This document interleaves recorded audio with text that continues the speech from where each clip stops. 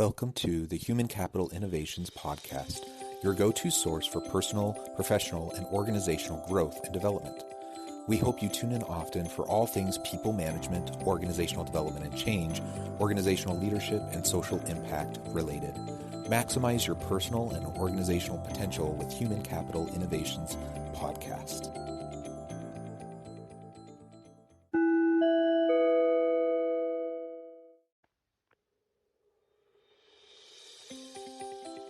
Welcome to the Human Capital Innovations Podcast.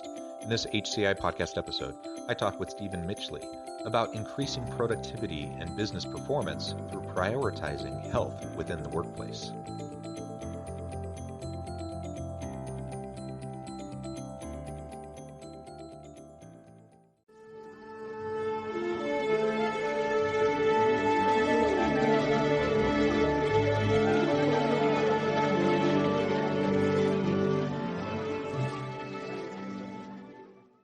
Stephen Mitchley, welcome to the Human Capital Innovations Podcast. Hi, Jonathan. Pleased to be here. Yeah, it's great to be with you. I'm excited to have a nice conversation with you today. We're going to be focusing on increasing productivity and business performance through prioritizing health within the workplace. I think this is, of course, super important from a human perspective. Like, we just want to be humane. We want to take care of our people. We want them to have a physically healthy, psychologically, emotionally healthy place to work. But it also has big impacts for the bottom line of the organization. It will increase productivity. It will increase other positive metrics and outcomes, performance outcomes for the organization. So we can really talk about it from both angles. As we get started, I wanted to share Stephen's bio with everybody. Stephen Mitchley, Chief Strategy Officer, leads Vitality Group's digital and global partner disciplines. He brings more than 25 years of experience and expertise in overseeing operations and technology to the Vitality Group product team. Mr. Mitchley joined Vitality Group's parent, South Africa-based Discovery Holdings Limited in 2000 and has had exposure across the group, leading large-scale process re-engineering activities and designing and building operations for new products and services. Prior to helping found the Vitality Group as COO in December of 2007, he headed up the Business Solutions Division, responsible for broad operating model design, quality management, resource planning, data integrity, business intelligence, and system support. Again, it is such a pleasure, Stephen, to be with you today. I always love having guests on from all over the world. It's a pleasure. Anything else you would like to share with listeners by way of your background or personal context before we launch on in? Yeah, I often describe myself as a reformed engineer, although I was an engineer by profession. I joined Discovery and Vitality about 21 years ago now. And I was really attracted by this idea that their core purpose was to make people healthier. So you can imagine deep level gold mining, heavy technical engineering, and you go, what's this about? What are we doing for society? And starting with the company then, I think we were about 900 staff. I thought to myself, if I have a good day or bad day, at least I'll walk away knowing that I made people healthier. So it's my core purpose of making people healthier. I think it's something that really anchors us. And the topic today is really close to my heart. So I'm really looking forward to the discussion. Excellent. Thank you so much for a little bit more background. And yeah, so let's just dive right on in. What is the impact of health within the workplace? And we can think about health broadly. There's lots of different health outcomes. We're certainly concerned about worker stress and anxiety, burnout, but other chronic illness and physical safety. There's all sorts of different elements to this. So what do you see as some of those broad impacts? Yeah, great question. I think something that you spoke about the bottom line. Back in the day, certainly when I was going through my management training, our objective was to maximize shareholders' wealth. And I think John Elkington changed that with a triple bottom line and said the companies have a duty of to report on financial, on social, and environmental. And I think we're strong advocates of saying, well, there's probably a bit more in there that we should be reporting on, especially the health of our people as well. There's a great opportunity for self-insured employers to make not only an impact on their productivity and the well-being of the employees, but also to have a societal impact as well. And you think, well, intuitively, I think the listeners would know that a healthy worker or healthy employee is a productive employee. We know that as well. That makes sense. But we've got profound studies globally. So here in the US and the UK, that shows that there's a massive drain on the organization due to absenteeism, presenteeism. Some 38 days are lost on average per year due to health-related impacts. So there's a very direct correlation between your performance as a business and the health and well-being of the population. And we're advocates of investing in that because the returns are pretty substantial. Yeah, and you mentioned absenteeism, and certainly that's a problem. Of course, beyond absenteeism is turnover. That's a huge expense and a problem for organizations. But I also think of things like withdrawal cognition. People who are still physically there, they show up, but they've mentally checked out because for whatever reason they decided that, why should they invest in the organization if the organization's not investing in them? That's the situation where people show up to work and then they spend half their day looking for jobs somewhere else. And exactly. so obviously that leads to lost productivity, that leads to negative team dynamics, a whole slew of problems.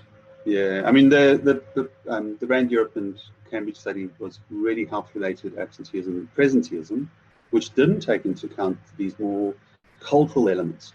We do see the Vitality program as being not only a carrot and stick approach with an outcome of lowering healthcare costs. That's one way to look at it, and obviously if you are doing that, you are protecting the bottom line. But it's broader than that. I think there is a sense of a need for the we at work. What we found is we install and support installation of Vitality Champs. So people on the coalface who are gathering around health themes and self-organizing, who go on walks with their colleagues. And there's a lot of communion around that particular topic. And obviously that's got a spin-off effect on the broader sense of belonging. Maslow's hierarchy of needs, I think right at the end of his career, he said the most important thing is a feeling of belonging. It's so ingrained in us because we knew at our core that if you weren't part of a team, the line would eat you. You need to be able to contribute. And I think rallying behind common things beyond just the mission of the company is a good binding agent for organizations, and an important one as well. So how can organizations go about prioritizing health of their people if they recognize both the human benefit of belonging, connection, and just health, the humanity of it, but also the bottom line impacts of it? They realize it's going to lead to greater levels of productivity and high performance. So how do we prioritize it? How do we start to put that into action and create, the kind of a culture around workplace health and well-being? For me, it's the starting point for me is recognizing what problem you're trying to solve. We do a lot of, in the design discipline, we do a lot of design thinking. So often in product there's a rush to say, well, let's make this thing look this way. But you really have to take a step back and say, well, that's great concept, but what problem are we trying to solve? And we're great proponents of incentivizing behavior. But then the question becomes, what do you incentivize? What are you trying to overcome? And I put it to most people that health engagement is a bit of a misnomer. You don't really engage with a health plan so much as you engage in the sickness. So you go and see the doctor. That's not quite engaging in your health. And part of the problem and part of the blessing is that we, by nature as a species, are incredibly optimistic. When if we actually think through the last year, the year before that, all the turmoil and the trouble that we've seen, you'd wake up in the morning and you probably wouldn't go to work. You'd be debilitated. But we don't do that. We wake up and we're optimistic that there's something better out there. But that also counts against us. We have this massive optimism about our ability to beat the odds. We have optimism around our performance. We have optimism around the state of our health. You ask the average employee, how have they done in their performance review? And the majority of people say that they're above average, which logically is not possible. But that's the sense of the human spirit. And the same is true of health. Even people with 3-4 comorbidities, 60% of them would rate their health as fair to good to brilliant. So we have this amazing ability to be in denial, which serves us well in some instances, but not so much in health. And I think the challenge for us is to overcome something that we call hyperbolic discounting. So we tend to underweight things that are in the future that we can't quite get to, and overweight the things that are immediate. So very practically, sickness, palliative care is easy to engage with. If I feel sick, I go to the doctor, I feel better. I don't really see the cost because it's typically paid by the insurer. That's engaging in sickness. Engaging in health is a little bit tougher. I mean, the costs are there up front and center. I have to pay for the gym. I have to put the effort in up front. But the rewards are actually a little bit more tangible. You don't get them the day that you do them. If I want to lose weight and I go for a run, it's not like I come back from the run and I've lost weight. I have to run a lot. I have to change my diet. It's a progression. Even then, I've lost some weight. I haven't seen the benefit of this in the future. So we focus a lot on bringing that experience, bringing those dynamics into the present and making it very real and visceral for the individual. One of the techniques is something called vitality age, which is an all-risk mortality adjusted age. Very fancy term, but it basically measures how you are relative to your chronological age. If I gave you a score, Jonathan, of your health is at 80%. For me, as an engineer, that was a distinction. I mean, that's brilliant. That's how the mind works. For some people, 70% is not that bad. If I say to you that you're 3 years older than you should be, suddenly ego kicks in, and it's something that you can really relate to. So we really do try and frame things up in meaningful ways. I mean, that's one trick or one technique. And I think the other is placing incentives in the correct places. So being careful about being too outcomes focused. We ran a study in South Africa where we incentivized people for weight loss, and what we found was people didn't succeed, got really angry because not only didn't they get the incentive, but they actually didn't lose the weight, and that's the point. So we flipped that around and incentivized people for trying, doing the right inputs, and the output measures will follow. So I'd say that for me is a key aspect to try and get right. That you realize it's not just about saying, gee, let's all get healthy. It's people have got real issues. So how do you support them in navigating on a whole person basis those issues and make it really personal, specific to them as well? Yeah, so you've talked a bit about the incentives when you're designing programs to help people improve their health and become more engaged. What any other types of incentives or rewards that you might use in terms of structuring that for them to drive better outcomes?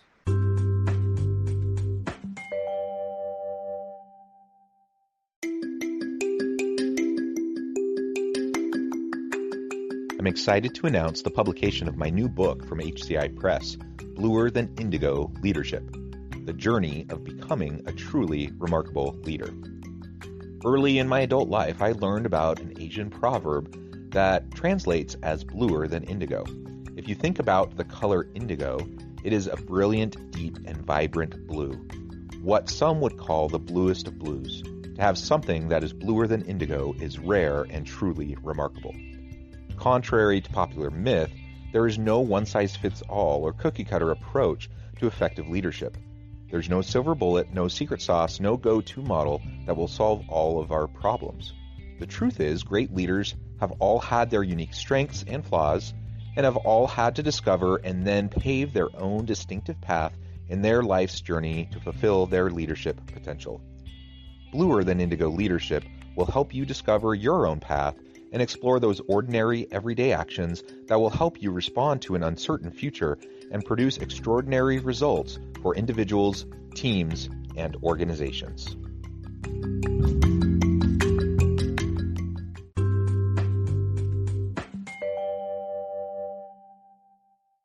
As I said, I'm quite long in the tutoring industry. I've been with Vitality now 21 years, and when I first joined, this predates cell phones, predates websites. We had in the program a lot of great rewards, but they were all based on processes that the loyalty industry had at the time. Like if you wanted to go to gym, that's an anchor benefit. You get a voucher from us, take the voucher to gym. If you wanted to get a discount on your flights, you do the same.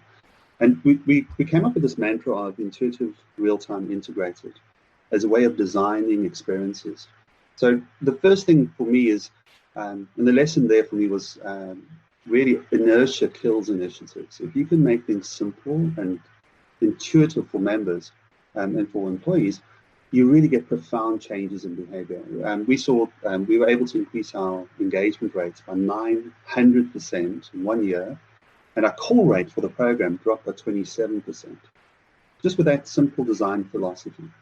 It turns out that my grandmother was right, and apple a day does keep the doctor away. We had this gym program that was a use it and lose it thing. So you joined the program, you could join a gym for free, or for a small amount, and it was free provided you exercise. And that really, it grew that business dramatically. And fast forward to a few years ago, we innovated around a product with Apple Watch, where essentially you can get a beautiful Apple Watch for, say, $20. So that's your commitment. And then it's free provided you exercise. So if you don't exercise, you have to pay the watch off over 2 years. So there's amount that comes off every month. But if you do exercise, you don't pay at all. And you'd be amazed at how that loss aversion drives the right sort of behavior.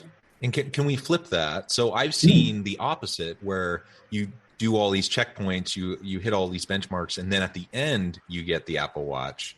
Do you see a difference in giving it up front and then having them pay it back versus the end goal? Yeah, massive. The loss aversion program is far superior. In fact, Rand Europe did a study across 400,000 members, and they showed that there was a 34% increase in physical activity engagement and was sustained over the 2-year period. And the results were far more superior to cashback programs. I mean, it's an interesting way to think of it. If I say to you, I'm going to give you this value for exercising, that's a cashback, you'll monetize your activity and you'll work out that it's not really worth your while to exercise today because it's only 50 cents. But I flip that on its head and say, if you don't exercise, then we'll charge you for the watch. It's still the same economics, but you get this gearing of the behavior. So it is about putting the right incentive mechanics in place. I mean, a very good one is if you say to somebody, don't do this and you won't die. The threat of a loss of life doesn't really work. We've seen it with smoking. If you flip that on its head and talk about the benefits of healthy activity in your older ages with your grandchildren, you get a profound effect in terms of behavioral change. So a lot of this is about anchoring the behaviors and anchoring the messaging around what ignites that individual in a present context, rather than taking into account carrot sticks that might have the wrong sort of behavior. And as you're describing this, what my experience with organizations that have wellness programs and various initiatives to try to drive better employee health, they're almost always the opposite of what you're describing. It's almost always the long-term benefit focused on a reward down the line, focused on making sure that you take care of yourself so that you don't get lung cancer in the future, whatever. All these public awareness programs, a lot of organizational wellness initiatives, they're focusing, it sounds like, the opposite of what your research suggests is going to be most effective. And so then my question is, well, why? Yeah. I mean, if the research is so clear, why are people so slow to adopt a different approach? And what are the obstacles, to getting there? I think it is a mindset change. I mean, if you look at the health insurance industry, there's a lot of talk about patient engagement. So I think through that, and I think, well, isn't that the heart of the problem, that we see people as patients? The founder of our company started a health insurance business with the premise that if you focused on the demand side up front rather than the supply side, so instead of focusing on your contracting and all the rest of it, focusing on the demand side, getting people to interact with their lifestyle behaviors, you'd have a profound effect on the risk pool. And this has been demonstrated. I mean, we've got an automobile insurance program where it's very similar to what you'd see here in the States, where if you measure yourself, you get better rates. Now, what we do is we flip that on its head, and you get the benefit immediately. So at the gas station, you get a discount on your gas. But if you don't drive well, then the discount disappears, and you actually get behavior change as opposed to something that is just pre-selection, which is, safe drivers don't mind being recorded, so they will take that product. I think there is a lot of resistance to new ways of thinking. That is part of it, and quite frankly, I think there could be an element of design that isn't evidence-based. That we've seen these concepts successful in other businesses, so it's not. I don't want to purport that we're the only people doing this, but I think that an industry that says we'll give you value to doing a risk assessment. We've never done that. What we've always said is there's value to be attained, and to unlock that, part of the process is to getting to know you, and part of that process is the risk assessment. So we don't monetize that action, because once you've monetized that action, then the next thing becomes more expensive. It's more, you're trying to get people to embrace that you're there to support them. And that you want the experience to be deeply personal for them, not just random cohorts that have been selected by someone, and then you guide them in the process. So I think it's a slightly different mindset if you start with the consumer in mind rather than the outcome to the risk pool in mind, which is quite frankly often what I see, that the objective is to lower the risk pool, but we don't approach it in a shared value approach, which basically says, if I would benefit from this behavior, how could I take some of that benefit and channel it back into the person that is creating the benefit? Yeah. I think this is really important stuff for anyone listening today. Think about how your organization is structuring these types of programs, what your kind of motivational philosophy is for people. And are you doing more of an extrinsic carrot stick kind of an approach to drive more healthy behaviors, or are you finding a way to tap into intrinsic motivation of individuals?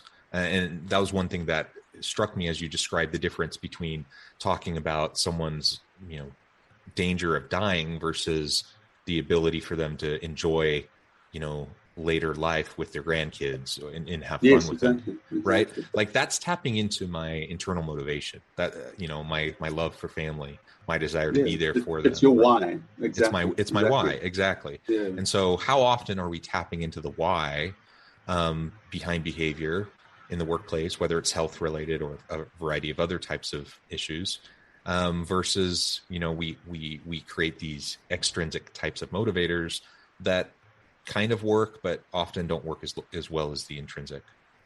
Yeah. No, I think you also need to, just coming back to the point of the triple bottom line. I mean, as an organization, most companies are looking after their health, paying for the health of their employees, being self-insured. And some are obviously smaller and are fully insured, but self-insured employee, yes, there's value to you in productivity, there's value to you in a lack of presenteeism, there's value to you in lowering those costs, but there's also societal value. I mean, the one we've spoken about, which is the cultural elements. If people do feel that you love them, you are looking after them, that's where you're coming from. There's benefits there, but there's broader societal impacts as well, which we've seen with being health insurers in both South Africa and the UK, very large health insurers with massive data about actual claims, actual life insurance, actual death, that engaging on this vitality program actually has a very positive effect for folk relative to their risk of COVID. And we developed a COVID resilience index based on vitality engagement. So we've seen that people who are highly engaged, notice it engaged, not active. People highly engaged demonstrate an 11% lower risk of hospitalization. And even those that are slightly engaged were to 6% lower. So I think there's a broader spin-off effect that you get on engaging with folk, to engaging in their community, engaging in their health. It's not just about your bottom line. It's also about the the impact of that in that individual's journey on in their life, and how they're going to experience better quality of life later on in years. Are they increasing their lifespan? Are they increasing their health span? Will they be well looked after? Will they look after themselves as they get older? So, it sounds ethereal, but quite frankly, it's not. It's a very practical and very, very deep responsibility that we have in terms of looking after an employed base. It's not just that, the quid pro quo, that Taylorist, give people money, you get something back. But I think it's far broader than that. Stephen, it has been a real pleasure chatting with you about all of these elements. And I completely agree about the triple bottom line, kind of having this general approach towards general public well-being with how we're approaching workplace health and prioritizing that within the workplace. So clearly, there's so many outcomes and benefits to organizations for focusing on this for their bottom line, but also for the individuals within their organizations, for society as a whole. And ultimately, I think this needs to be something of greater focus and prioritization. And we need to be thinking about how we design these programs in a way that can actually drive change, behavioral change in the lives of our people, so that we're not just going through the motions, checking the boxes and saying, yeah, we have a wellness program, check, we're done. And I see that in a lot of organizations here in the US too. They can claim they have something, they can list it on their employee benefits, but the utilization isn't very high, and ultimately the impact isn't very much. And so it's a really lost opportunity. Well, Stephen, as we wrap up today, I just wanted to give you a chance to share with listeners how they can get connected with you, find out more about your work, and then give us the final word on the topic for today. Yeah, sure. So we're reachable on vitalitygroup.com. There's some great resources there, open to the public, on return to work, dealing with COVID messaging. We've done it throughout the pandemic, well-researched articles. There's a lot of toolkit work that, all that you do is go there and have a look at the toolkits. I think there's value for you there. I would say over since 2008 that we started the business here in the US, we really have adopted a mentality of, if you've seen one employer, you've seen one employer. So the same care and focus that we take with the individual, we take with the individual organizations. A company is exactly that. It's a company of individuals. So the culture, the pains, they all are going to be a slightly different context, a slightly different problem to solve. And we've got quite a few arrows in our quiver. So we can solve some problems, we can give some expertise, but I think we're also very open to learning about what companies are struggling with, so that we can try and apply minds to help them. My sense is that most folk do want to lead change, and often it's very difficult to do so because there's a lot of moving parts. So we had to really support in making that slightly simpler, a bit more integrated, a bit more intuitive, and hopefully folk can see the benefit within their populations. Yeah. Well, thank you, Stephen. It has just been a real pleasure talking with you. I feel like we've only scratched the surface. I encourage listeners to reach out, get connected, look more at your organization's research, figure out ways to leverage that and to make, a real difference in your organizations. I encourage people to get connected, reach out. And as always, I hope everyone can stay healthy and safe, that you can find meaning and purpose at work each and every day. And I hope you have a great week.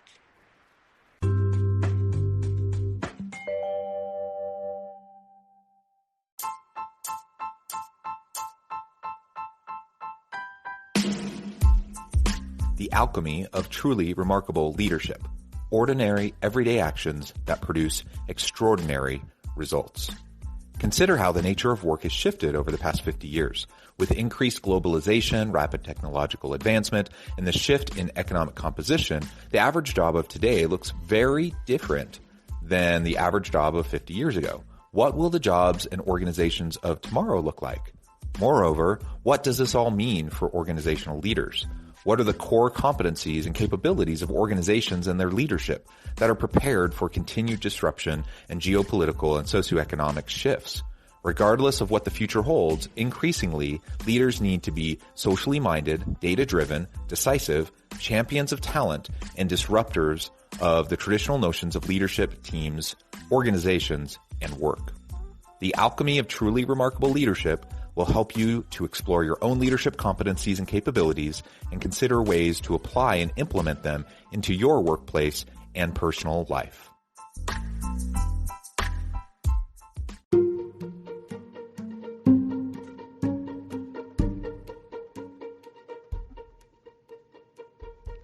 Check out Human Capital Innovations magazine, Human Capital Leadership. Human Capital Leadership is a free, interactive e-magazine with the mission to help individuals, leaders, and organizations find innovative approaches to maximize their human capital potential. We publish issues quarterly in August, November, February, and May. Take a look at the latest issue and let us know what you think.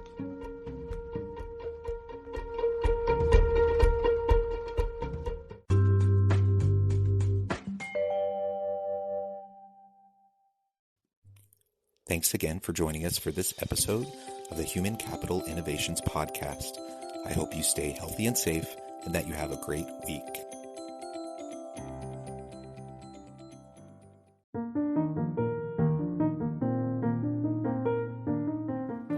Check out our new weekly LinkedIn newsletter, Alchemizing Human Capital, exploring industry trends via original research and interviews with executives and thought leaders from across the globe. We look forward to having you join us.